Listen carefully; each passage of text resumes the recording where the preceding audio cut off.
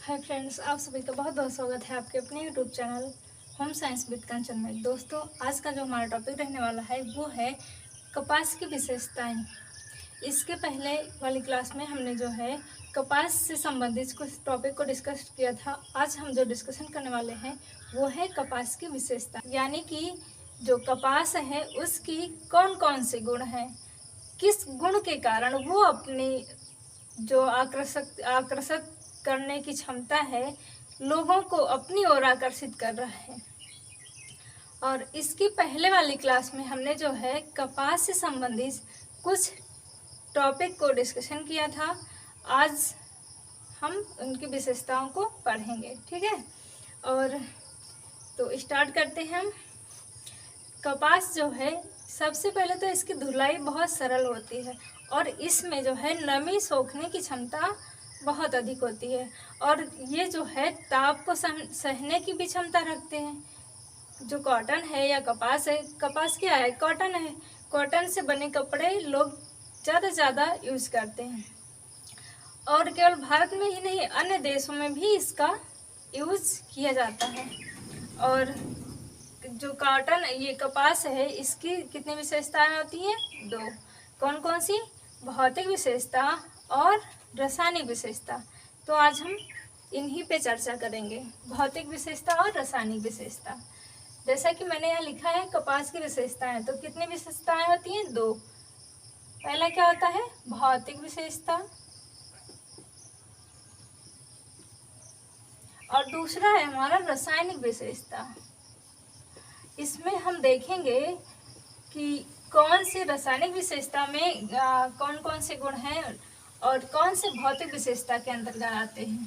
तो पहले देखेंगे हम भौतिक विशेषताएं। भौतिक विशेषताओं में क्या आता है? संगठन, मतलब कि जो कपास है, संगठन का मतलब बना हुआ। कपास जो है ये किससे बना हुआ, इसमें किसकी प्रधानता देखी गई? तो कपास में सेलुलोज की प्रधानता अधिक है, मतलब सेलुलोज अधिक पाया जाता है। और जो कपास की रेशे की लंबाई है वो कितनी है? आधा इंच से 2.5। और जो इसका व्यास है 16 माइक्रोन से 20 माइक्रोन। और अगर देखा जाए रंग और चमक, तो कपास किस रंग का होता है? सफेद रंग का होता है। और इसमें चमक जो है, चमक नहीं होती है। चमक के लिए हमें अलग से परिसज्जा देनी होती है। अणुविच्छिडीय, यानी कि इसकी जो संरचना होती है वो कैसी होती है?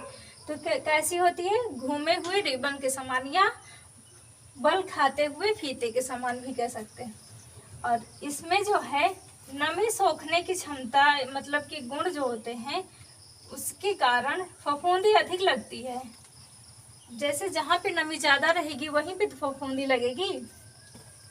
और जलने पर इसकी गंध जो है किसके समान? कागज के समान होती है। जो महक होती है जब कपास जलता है, कॉटन का कपड़ा जलता है, तो कैसी महक आती है? जैसे कागज जलता है तो महकता है, वैसे महक आती है, कागज के समान।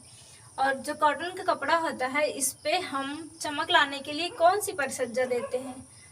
मर्सराइजिंग। कौन सी परिसज्जा देते हैं? मर्सराइजिंग की।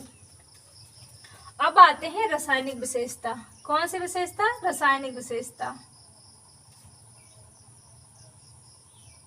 रासायनिक विशेषता थोड़ा सा,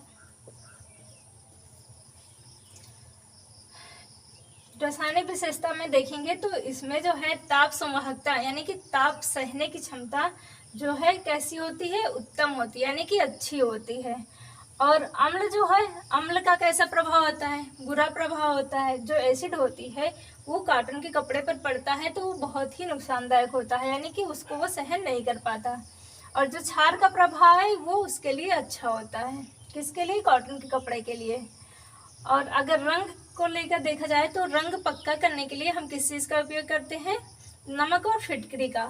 जैसे कॉटन का कपड़ा होता है ना, उसमें रंग उतरने लगते हैं, उसका रंग कच्चा होता है, लेकिन उसको पक्का करने के लिए जो है हम किसका प्रयोग करते हैं?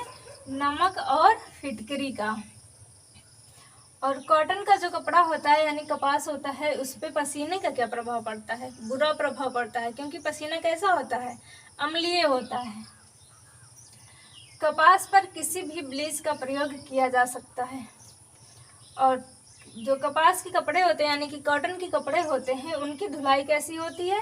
सरल होती है। सूक्ष्म जीवाणु व फफूंदी का प्रभाव कैसा होता है? हानिकारक होता है। जब क्या होता है, कपड़े में फफूंदी लग जाएंगी तो कपड़ा क्या हो जाएगा? फट जाएगा, खराब हो जाएगा, सड़ जाएगा। और कॉटन जो है ये भीगने के बाद इसकी मजबूती और बढ़ जाती है। ठीक, मिलते हैं नेक्स्ट वीडियो में। वीडियो को लाइक करें, शेयर करें और चैनल को सब्सक्राइब करना ना भूलें।